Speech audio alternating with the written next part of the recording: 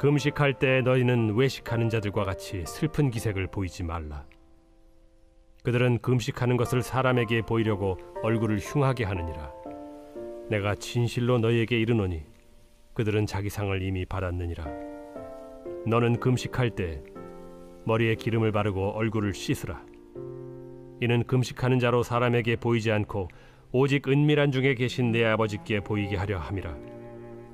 은밀한 중에 보시는 내 아버지께서 갚으시리라. 내 율례를 따르며 내 규례를 지켜 진실하게 행할진대 그는 의인이니 반드시 살리라. 주 여호와의 말씀이니라. 내 사랑하는 주님, 육신을 위하여 먹고 마시고 입는 모든 것이 주를 향하여 불타오르는 제 영혼에 무거운 짐이 되곤 합니다. 저를 불쌍히 여기사 육신의 소욕을 억누를 수 있는 힘을 주소서. 지나친 욕심으로 인하여 마음이 요동치 않도록 붙들어 주소서. 주님, 살기 위하여 육신의 모든 것을 끊어내지 못한다 할지라도 필요 이상의 것을 더 가지기 위하여 욕심을 내지 않겠습니다. 주의 거룩한 율례는 쾌락을 위하여 여분의 것을 남겨두는 것을 허락하지 않음을 알기 때문입니다. 만약 그렇게 한다면 제 육신이 제 영을 대적하게 될 것입니다. 주님, 늘 제가 주의 법의 울타리를 넘지 않고 주께 나아갈 수 있도록 발걸음을 인도하여 주소서. 최근에 중학생 한 아이와 이야기를 나누었는데요. 그 아이가 저에게 정말 진지한 얼굴로 이렇게 얘기를 하더라고요. 자기가 주가를 살펴보고 있는데 요즘같이 폭락했을 때 주식을 사둬야 한다고요. 제가 신문 기사를 통해서 주식에 대한 사회적 관심이 높아지고 있다는 거 알고 있었고, 또 초등학생 어린아이가 주식을 사서 큰 성공을 했다고 그런 기사도 읽었는데요. 막상 제 곁에 있는 아이가, 가까이에 있는 아이가 주식 이야기를 하니까 정말로 이렇게 주식에 대한 관심이 높아져 있구나 피부에 와 닿았습니다. 그리고 한편 쓸쓸해졌습니다. 성도님들, 오해는 하지 마셔요. 저는 주식을 사는 것이 나쁜 것이라고 생각하지 않습니다. 주식은 건강하게 투자가 이루어지면 투자의 위험 요소를 낮출 수 있고 안정적으로 기업을 키우고 경제를 활성화시킬 수 있는 방법이지요. 그런데 저는 어린아이들까지 주식에 관심을 두고 거기에서 소득을 얻는 것을 자연스럽게 생각하고 심지어 장려되기까지 하는 이 사회적 분위기는 이건 조금 괜찮을까 하는 걱정이 들었습니다. 이런 단어 들어보신 적 있으신가요? 엘사, 빌거. 초등학생들 사이에서 유행하는 단어라고 신문에 나온 것을 제가 읽었는데요. LH에 사는 사람들, 빌라에 사는 사람들을 낮추어서 아이들끼리 그렇게 말하는 것입니다. 우리 중 그 누구도 이런 모습이 정상이라고는 생각하지 않지요. 그런데 이런 사회 우리가 만들었고요. 우리가 지금 그 안에서 살아가고 있습니다. 정도의 차이가 있을지라도 우리 모두 같은 욕망을 갖고 있다는 것을 부인하기 어렵습니다. 성도님들, 아직 젊은 청년인 저도 더 가져야 하는 것이 아닌가, 더 모아야 하는 것이 아닌가 불안할 때가 많습니다. 자꾸만 필요 이상으로 욕심을 부리려고 하고 이런저런 핑계로 제 욕망을 합리화하는 저를 봅니다. 그래서 저 혼자서는 안 된다는 것을 너무너무 잘 알기 때문에 함께 가고 싶습니다. 우리 그리스도인들 모두가 서로가 서로를 의지하면서 서로가 서로의 거울이 되어서 나도 저분을 보니까 저분처럼 사는 게 정말 아름다운 삶 같아. 그리스도인이라면 저분처럼 저렇게 절제하고 거룩하게 살아야지 하고 반성할 수 있는 우리가 서로에게 그런 존재가 되었으면 좋겠습니다. 오늘 우리가 각자 서 있는 삶의 자리에서 가장 작은 욕망부터 포기하면서 그렇게 새롭게 시작하는 하루였으면 좋겠습니다. 성도님들, 우리에게는 우리가 꿈꾸는 성도의 이상향이 있죠. 어느새 때가 많이 묻었지만 여전히 꿈꾸고 바라는, 내가 예수 믿는 사람이면 이렇게 살아야지 하고 바라는 그 모습이 있지요. 오늘 서로를 격려하면서 다시 한번 시작할 수 있는 이 하루가 되었으면 좋겠습니다. 기도하겠습니다. 사랑하는 하나님, 바쁜 삶을 살아가면서 어느새 우리 몸과 마음에 덕지덕지 묻어버린 욕망과 탐욕과 더 많이 가지려고 하는 이기적인 마음들을 털어내지 못한 채 그렇게 하루하루 살아가고 있는 것 같습니다. 주님, 우리가 하나님과 물질을 겸하여 섬길 수 없다고 하신 그 말씀을 기억하면서 주변을 돌아볼 수 있고 또 우리가 가진 욕망들을 하나둘씩 내려놓을 수 있는 성도다운 삶을 오늘도 살아가게 하여 주시옵소서. 또한 주님, 이 말씀을 함께 나누는 성도님들 중에서는 정말 필요하고 정말 어려운 가운데 그 최소한의 것을 채움받지 못해 고통 중에 계신 분들도 계실 것입니다. 주님, 물질적인 어려움 겪지 아니하시도록 마음의 상처에 받지 아니하시도록 주님, 우리 성도님들을 꼭 붙들어 주시고 함께 주님을 의지하는 마음으로 건강히 이 길을 걸어갈 수 있도록 주님 함께하여 주시옵소서. 주님을 온전히 신뢰합니다. 우리 구주 예수님의 이름으로 기도드립니다. 아멘.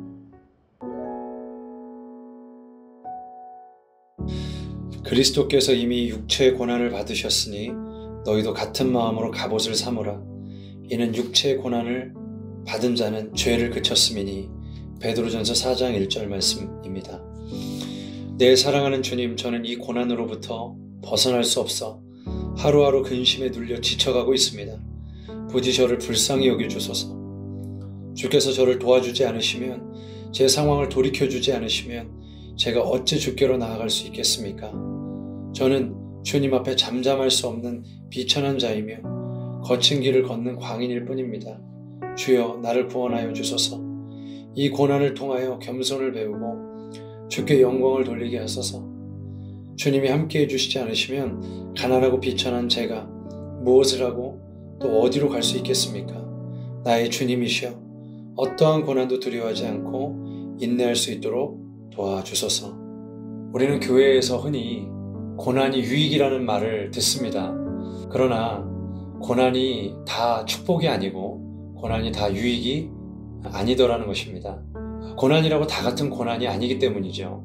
어떤 이들은 고난의 계절을 지나고 그 후에 고통만 남기는 이들이 있고, 또 어떤 이들은 고난의 시즌을 보내면서 하나님께서 주시는 많은 축복과 은혜와 유익을 선한 열매로 맺는 인생들도 있더라는 것입니다. 이 두 차이가 왜 생기는 걸까요? 그것은 우리가 이 고난의 시즌을 과연 어떠한 태도로 보내느냐에 따라 그 결과는 판이하게 달라지기 때문에 그렇습니다. 어떤 이들은 이 고난의 터널을 분노와 또 억울함, 자기 연민과 피해의식으로 보내는 이들이 있습니다. 또 어떤 이들은 이 고난의 터널을 지나면서 겸손과 인내로 주님이 정해두신 이 고난의 때를 아름답게 잘 보내기도 합니다. 그런 경우에 고난이 정말 유익이 되는 것이죠. 히브리서 5장 8절 말씀에 보면 예수님께서 하나님의 아들이심에도 불구하고 이 땅에 내려오셔서 고난을 통해 순종을 배워 온전함에 이르게 되셨다라는 말씀이 있습니다. 예수님도 이 땅에서 고난의 때를 보내셨습니다. 많은 사람들에게 배척당하셨고 배신당하셨습니다. 또 때로는 줄이셨고 또 때로는 많은 이들에게 살해의 위협을 받을 만큼 많은 위기를 거치시기도 했습니다. 예수님의 고난의 절정은 갈보리 언덕에서 이루어졌습니다. 하나님의 뜻에 순종하기 위해 기꺼이 자신의 십자가의 몸을 내어주심으로 순종하셨습니다. 그를 통해 온전해지셨다라고 말씀을 하십니다. 혹 우리 사랑하는 성도님들 가운데 고난의 계절을 보내고 계신 분들이 있으시다면 피의식과 자기 연민으로 이 때를 보내지 마시고 오히려 주님 주신 인내와 겸손으로 아름답게 주님이 정하신 이 때를 보내게 되시기를 주의 이름으로 축복합니다. 그때 이 고난의 끝에서 선하고 아름다운 열매를 맺게 되실 줄 분명히 믿습니다. 우리 함께 기도하겠습니다. 살아계신 하나님, 참으로 어렵고 힘든 때를 보내는 주의 사랑하는 아들, 딸들이 있습니다. 이 고난의 계절을 우리가 인내와 겸손으로 아름답게 보낼 수 있는 우리가 될 수 있도록 축복하여 주시옵소서. 감사드리며 예수님 이름으로 기도드렸습니다. 아멘. 그러므로 아들이 너희를 자유롭게 하며 너희가 참으로 자유로우리라. 요한복음 8장 36절 말씀. 아멘. 내 사랑하는 주님, 제가 이 땅에서 무언가에 사로잡혀 있다면 어떻게 주를 향하여 자유롭게 날아갈 수 있겠습니까? 어느 누구도 어떤 피조물도 막을 수 없는 영생에 이르기 위하여 주의 한없는 은총을 구합니다. 주님만을 바라보며 사는 자보다 더 큰 안식을 누릴 수 있는 사람은 없습니다. 세상에 무관심한 자보다 더 자유로울 수 있는 사람은 없습니다. 주님, 제 마음이 주를 향하여 온전히 돌이켜지게 하소서. 그리하시면 저는 모든 만물을 초월하여 살아갈 수 있을 것입니다. 제 자신을 부인하며 살아갈 수 있을 것입니다. 세상 그 무엇도 창조주와 비교할 수 없음을 깨닫게 될 것입니다.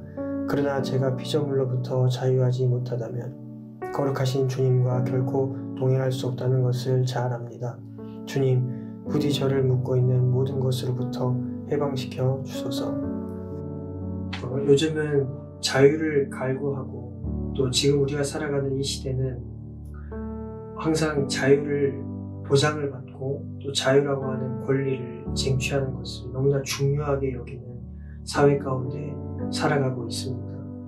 사람들은 정치적, 종교적, 그리고 경제적인 상황 가운데서 자유를 누리기를 원합니다.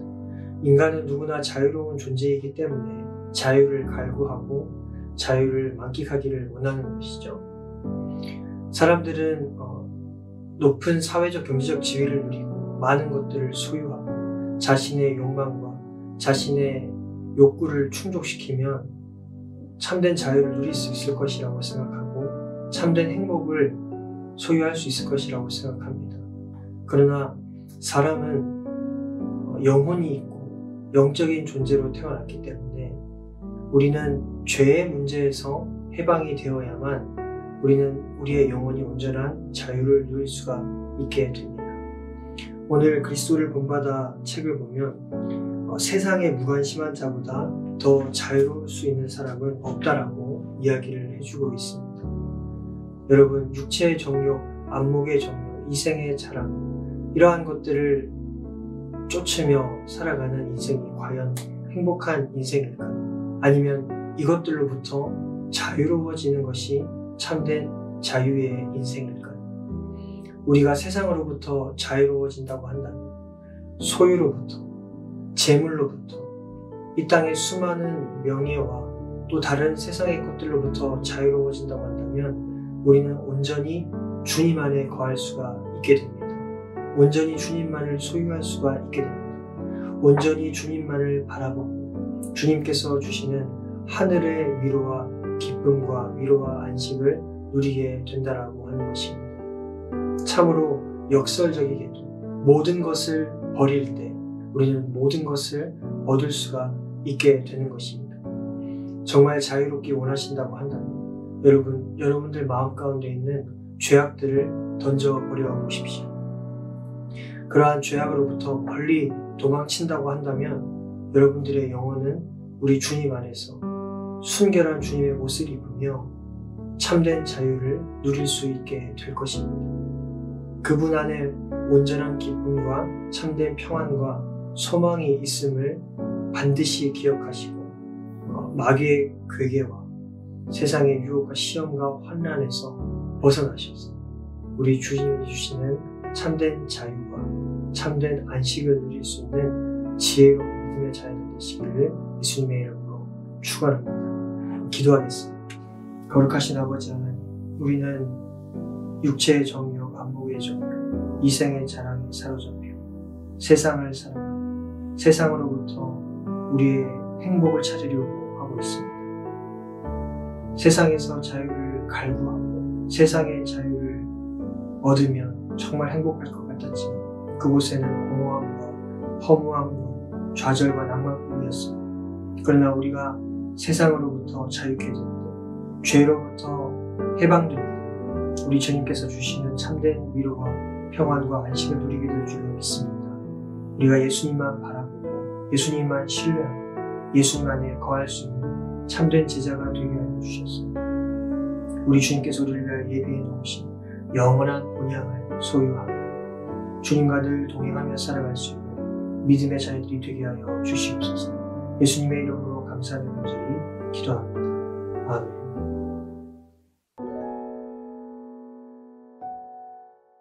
내 사랑하는 주님, 스스로 지혜롭다 여기는 사람, 육체의 소욕을 따르는 사람은 헛된 것을 구하고 하늘의 지혜를 알지 못합니다. 반면 세상을 미워하고 그리스도를 따르는 사람, 육체의 소욕을 거스르는 사람은 하늘의 지혜를 품고 살아갑니다. 그는 거짓에서 진리로, 육체의 소욕을 따르는 삶에서 성령을 따르는 삶으로 변화되어 그리스도를 더욱 깊이 묵상합니다. 창조주 하나님이 주시는 기쁨과 세상으로부터 얻는 즐거움은 전혀 다릅니다. 영원한 것과 일시적인 것, 스스로 빛나는 빛과 반사되어 비추는 빛처럼 완전히 다릅니다. 영원한 빛이신 주님, 모든 빛 가운데 가장 빛나는 주님, 주의 빛을 제 가장 깊은 곳까지 비추사 거룩하게 하여 주소서. 우리의 인생은 누구를 따르느냐에 따라 완전히 달라집니다. 왜냐하면 우리가 따르는 그 대상이 결국 우리의 주인이기 때문에 그렇습니다. 우리가 돈을 쫓고 따르게 되면 우리가 돈의 주인이 아니라 돈이 우리의 주인이 됩니다. 명예나 권력도 마찬가지죠. 명예도 우리가 그것을 쥐고 누리고 따르려 할수록 우리가 명예를 누리는 사람이 아니라 명예가 오히려 우리를 누리게 됩니다. 우리가 명예를 쥐는 사람이 아니라 오히려 명예가 우리를 쥐는 사람이 되는 것이죠. 그래서 로마서 6장 16절 말씀에 보면 이렇게 기록이 되어 있습니다. 너희 자신을 종으로 내어주어 누구에게 순종하든지 그 순종함을 받는 자의 종이 되는 것을 알지 못하느냐. 결국 우리가 따르고 순종하는 그 대상이 우리의 주인이라는 말을 사도 바울이 하고 있는 것입니다. 그래서 그리스도인은 예배를 뜨겁게 자주 드리는 사람, 또 기도를 유난히 많이 하는 사람, 성격이 유달리 착한 사람, 이 모든 것으로 그리스도인의 일면을 정의할 수 있을 것 같습니다. 그러나 그건 전부가 아닙니다. 그리스도인을 한마디로 성경적으로 정의한다면 예수 그리스도를 따라가는 사람들입니다. 그래야 그리스도가 우리의 주인임을 증명하는 삶이기 때문에 그렇습니다. 요한계시록 14장 말씀을 보면 어린 양의 보좌가 있고 그 가운데 구원받은 14만 4천의 무리가 등장합니다. 이들이 어떤 사람인지를 성경에서 정의하는데 그들은 보좌, 내생물, 장로들 앞에서 새 노래를 부릅니다. 그리고 음료와 함께 자신의 몸을 더럽히지 않은 순결한 사람이라고 얘기합니다. 그러나 또 하나의 아주 중요한 특징을 하나 얘기하는데 그것은 어린 양이 어디로 인도하든지 따라가는 사람들이었다라고 말을 합니다.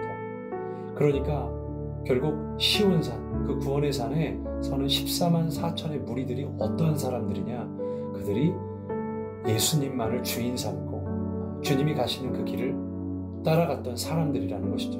우리 사랑하는 주의 성도님들, 우리가 이 말세에 오직 예수 그리스도 어린 양이 어디로 인도하는지 기꺼이 아멘하며 따라가는 저 여러분 되시기를 주의 이름으로 축복합니다. 기도하겠습니다. 살아계신 하나님, 오늘도 감사합니다. 우리에게 선한 말씀과 귀한 주의 음성으로 우리 심령에 함께 해주셔서 감사합니다. 주님, 참 영적으로 메마르기 쉽고 어두워지는 이때 우리가 다른 무엇이 아니라 어린 양 되신 예수 그리스도만을 따라가기로 결단하며 순종하는 우리가 될 수 있도록 붙들어 주시옵소서. 감사드리며 예수님 이름으로 기도드렸습니다. 아멘. 하나님 말씀 보겠습니다. 로마서 15장 3절입니다. 그리스도께서도 자기를 기쁘게 하지 아니하셨나니 내 사랑하는 주님, 저는 보잘것없고 나약하며 심히 변덕스러운 자입니다. 이런 제게 자랑할 만한 것이 있겠습니까? 이런 제가 어떻게 높임받기를 원하고 존귀해지기를 바라겠습니까? 그것은 진정 헛된 일입니다. 허영은 무익하며 지독한 역병과도 같습니다. 사람을 참된 영광으로부터 끌어내리고 하늘의 은총을 강탈해 갑니다. 사람이 자기 자신을 기쁘게 하는 것은 주님을 불쾌하게 하는 일입니다. 사람이 칭찬을 갈망하는 것은 참된 덕을 놓치는 일입니다. 진정한 영광과 거룩한 기쁨은 오직 주님 안에 있고 사람에게 있지 않기 때문입니다. 이제 저는 제 자신을 기쁘게 하지 않고 오직 주의 이름으로 기뻐하기를 원합니다. 피조물이 주는 기쁨이 아닌 주님의 목적 안에서 즐거워하기를 갈망합니다. 어느 한 목사님의 설교를 듣다가 흥미있는 질문을 하시는 것이 기억에 납니다. 왜 모세는 하나님께서 무덤을 허락하여 주시지 아니하였는가? 라는 질문이었습니다.